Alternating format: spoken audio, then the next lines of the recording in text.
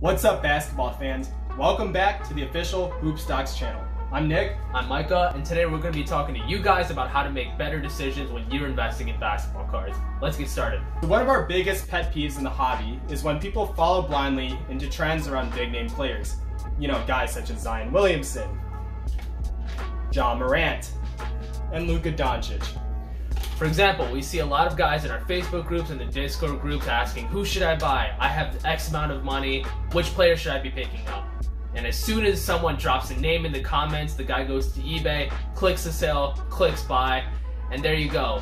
A sale without any logic behind it or any reasoning for why you even picked up that player. So today we'll be taking you guys through the key metrics we both use, such as population reports, grading ratios, market trends, how to tell if a card is undervalued, how to tell if it's overvalued, so that you can use these things to create your own winning strategy and earn an awesome return on investment on your card.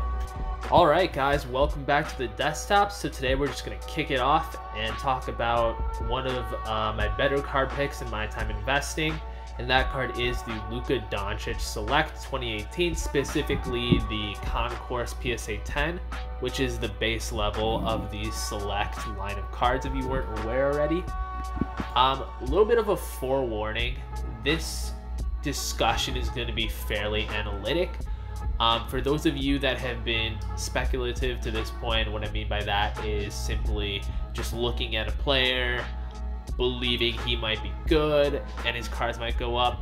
Yeah, we're not gonna really talk about that. We're gonna stay away from that and kind of look at the metrics and the numbers driving the card side of things. So really just market data and sales data. So let's fast forward a bit. I was looking at this card back in around July 15th. That is when I purchased it. As you can see here in my eBay history, I purchased, so me and Nick both purchased one each for around $500. Kind of our thinking behind this card was, at the time when we first got into card investing, obviously Luka Doncic was like the most popular card you could get, and it still is. You know, it's one of the most beloved cards in the hobby. You know, everyone was hunting for that Prism PSA 10. And right off the bat, we noticed that that card's population was around like 10, 11,000, which, you know, from an investor standpoint, that's kind of scary to think about. When there's, 11,000 of this card on the market, you kind of start to worry about liquidation. My first line of thought was, as the supply increases, so specifically talking about those PSA 10s, what cards are lower in population? When you see the supply of a card going up, if you're worried like I was, then I'd look to put it in a more scarce card, because we know from simple economics that when the prices start to dip, the cards that are rarer and more scarce in population are going to hold their value a little bit longer than the high supply cards. So right off the bat, we had Prism, we were looking at Optic, we even bought a couple of Optic PSA 9s. But then we thought, why isn't anyone looking at Select? If you're going to think about the top 3 card lines to buy, it's usually Prism, then Optic. And then people start to think about Select. So we did some research. And what we found was, at the beginning of April, all the way to July, so around, July 15th is when we bought the cards. We noticed that, first right off the bat, when I was looking at the Luka Select compared to the Prism and the Optic, this was the ratio of PSA 10s. So essentially what this meant was for every 5 Select PSA 10s, there were 120 Prism PSA 10s and 20 Optic PSA 10s. But what this graph is showing you is that from April all the way up to July 15th when we bought the card, I mean, look at that rate of change, right? Specifically, it went from I think it was like 160 all the way up to, let's see, the ending average for that card was $500. That's insane, guys. So we're talking a 200% rate of change in the price compared to Optic, which is supposed to be second, which was sitting at only 34%. Despite it starting a lot higher than the Select. From this graph, we can tell that the Select is rapidly catching up to the Optic PSA 10. And so my hypothesis here was that it would even pass the Optic PSA 10, once these lines intersected, which based on the data, alone, you know, I could already predict that it was probably going to cross at some point in the near future. So was I right about the call? So this graph is looking at July 15th up into August 1st, which is the day I'm filming this video. I mean, it just about looks like, if I just pull up the trend line here, boom, crossed on the 29th of July, and it's slightly going over now. So it looks like Select is coming for that second spot to Prism, and you know, kind of the reason why is probably because there are 12,000 and growing PSA 10 Prisms, but only 1,000 or so. You know, when I was looking at it, it was around 500. Now it's up to like 700 PSA 10 Selects. And I think people are catching on that Select is a great card to get into, a lot more rare than the Prism, and in my opinion, a lot better looking of a card. And so I think the market is kind of starting to realize that, hey, there's kind of a lot of Prism PSA 10 cards. Why don't we just buy the Select and still be able to own Luka with a higher chance of ROI as that card climbs? Last thing, guys, for full transparency, Nick and I once again both bought the Luka Select PSA 10 at 500 per. Now the current comp, I believe, is somewhere near $700 to $800 based on the market mover graph. And so our current margins right now for that card are you know, between $200 to $300, which puts the ROI at around roughly like 50%. So what metrics did I use for this analysis? Population reports, and you can grab those over at psacard.com. I looked at the change in price over time, so those were those trend lines. And I also looked at the ratio of both, you know, compared to other card types in the class. So the ratio of the population, the ratio of the change in price, as well as the starting prices and ending prices and the average price. So let's quickly move topics and talk about the tools at hand, you know, at your disposal that you can use right now. There aren't that many just because we don't have that much data yet, despite what's on eBay. The most important tool that I use right now is called Market Movers, and this is a tool that was developed by a sports card investor. His name is Jeff. He's one of the biggest guys in the hobby, and essentially Market Movers is a $50 tool that I find very invaluable because it gives you the ability to chart cards like this, to compare card prices across the product lines, as well as the variations and the different grades. And you can also compare players up here across each of these different fields. Jeff also gives you the ability to track price movements by player. And so essentially you'll be able to see a whole report of every player by their price movements and by their specific cards. So you can see, like, for example, a Luka PSA 10 versus everything else that's increasing over a 7-day period, over 2 weeks, you name it. Card Ladder, I think, was developed by Chris Hoge and another guy, and I haven't used it too much personally, just because there isn't that many cards that I want that I'm looking at. I buy a lot of raw in PSA 9, and Card Ladder mainly has a lot of PSA 10. But what I've heard is that it's a great tool, and they have a really cool metric called potential. I think it's like potential ROI, and basically all that does is, based on current trends of a specific card, it tells you what the card could be worth in the future. So that's a great metric that they do. 130point.com, which I'm sure most of you heard of, is a free to use website that essentially does what Market Movers does, but you can't compare more than one card, or you can't chart more than one card. And the data sometimes is quite limited. As you can see, you know, I did like the Luka, I typed in the Luka Select 2018, whatever, base PSA 10. And for some reason it drags in the premieres. And then also there's only like, I don't know, like 10 data points here, when in reality there should be over 100, I believe.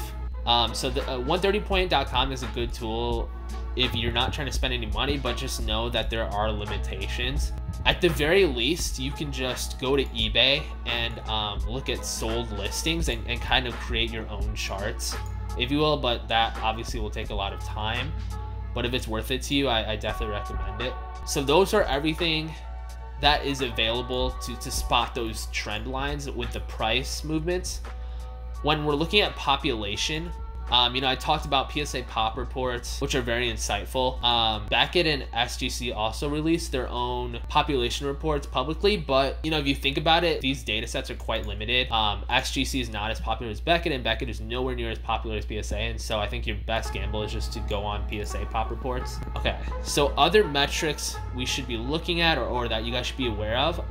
Going back to PSA pop reports, what a gem rate is, you know, you're comparing the gem mint PSA 10 to a PSA 9 or a PSA 8. So it's the ratio between the 9 and the 10. So for example, this would be 750 to 462.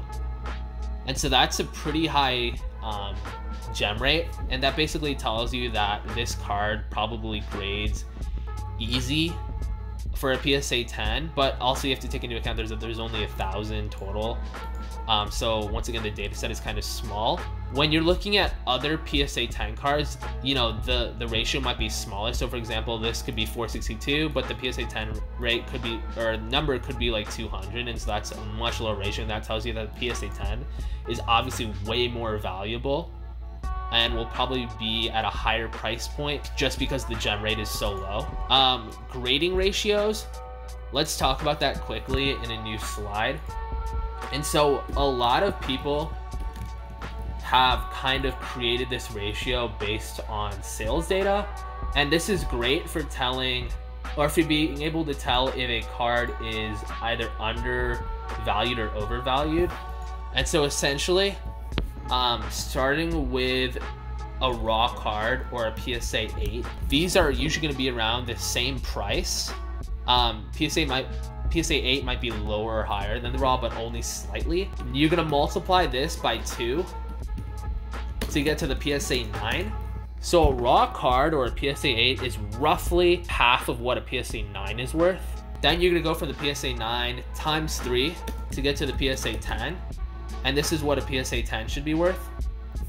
Once again, that's 3x of the PSA 9. So for example, if a Luka Doncic Prism card PSA 9 is $300, the PSA 10 should be $900 or more. And then to get to the silver, it kind of varies on the card. It could be 3, 4, 5x to get to that silver. You know, it just depends on the card. For example, like Ayton, his silver is only 2x, I think, of what the PSA 10 Prism is. For Luka Doncic, this ratio is obviously a lot higher. I think it's like 5 maybe. And so if a card is undervalued, that means that the ratio to go from PSA 9 to PSA, so when we're looking at PSA 9 to PSA 10, if this is anything higher than 3, so if it's like 4 or 5, that means that the PSA 9 could be undervalued and will probably go up in price to get back to that, to get back down to that 3x. So once again, if the ratio is high, that means that the lower side is undervalued. So lower end card is undervalued. And that could also mean that the PSA 10 card is overvalued. So if the ratio is low between the PSA 9 and the PSA 10, so if it's like 2, which is below than 3, that would mean that the high-end card is overvalued. Now, most blue chip cards will abide to this ratio. That being said, it doesn't apply to everything, so just kind of keep in mind that this is only a rough estimate of what the prices should be. I know this concept is fairly complicated, so if you have any questions, just feel free to DM either myself or Nick, and we can kind of try to explain it to you. So hopefully this makes sense. So market cap is a new metric that was kind of put on the map by Keenan Rivals over at High Upside Show.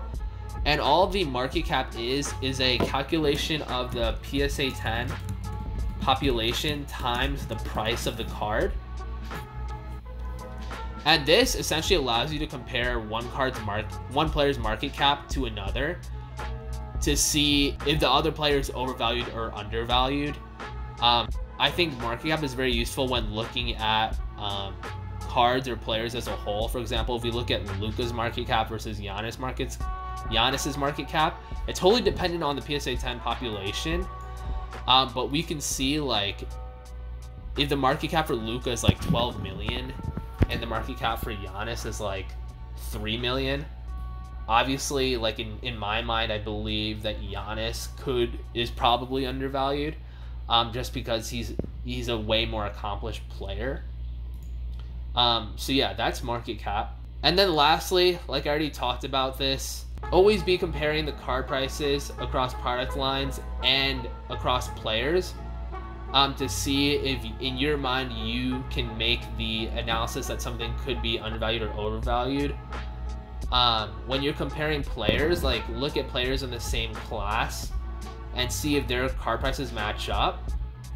And if they don't, but, you know, the players perform the same, then, you know, classic case, Trae Young versus Luka, then potentially one could be undervalued, and you might want to invest in that undervalued player. Lastly, let's just talk about speculation. And so these are for, like, your prospects or your swing cards. At this point, you're not going to have a lot of data to go off of, and so therefore you should only be looking at NBA stats, like points per game, per, plus, minus, etc. You guys that watch NBA, you know what to look for. I shouldn't have to explain that to you. These metrics are kind of the things that you should be looking for when you're investing in cards. I know this is a lot of intrinsic stuff. We should also be accounting for what influencers might be doing. So, like, you know, talking about those guys with lots of followers, not only on the card side, but also looking at, like, guys like Gary Vee or professional athletes that are investing in their own cards. You always want to be watching what's on social media and YouTube just to know what other people are buying, because that can sway the market significantly. We saw it with KD, we saw it with Devin Booker, more than what's going on in the NBA or in the card market. So yeah, look at the data side, look at the card market side, look at the NBA side, and then also be aware of what's going on extrinsically. So what are influencers pumping, or what could other people with lots of followers be pumping? I know it's like kind of a bad topic to discuss, but it's important and it happens, and we should always be looking at it. Alright guys, that's all I got for you today. If you liked the video, if you learned anything, please give us a shout out, like, comment, or subscribe, and we'd really appreciate it. Other than that, if you guys got any questions, DM us, and we're out. Peace.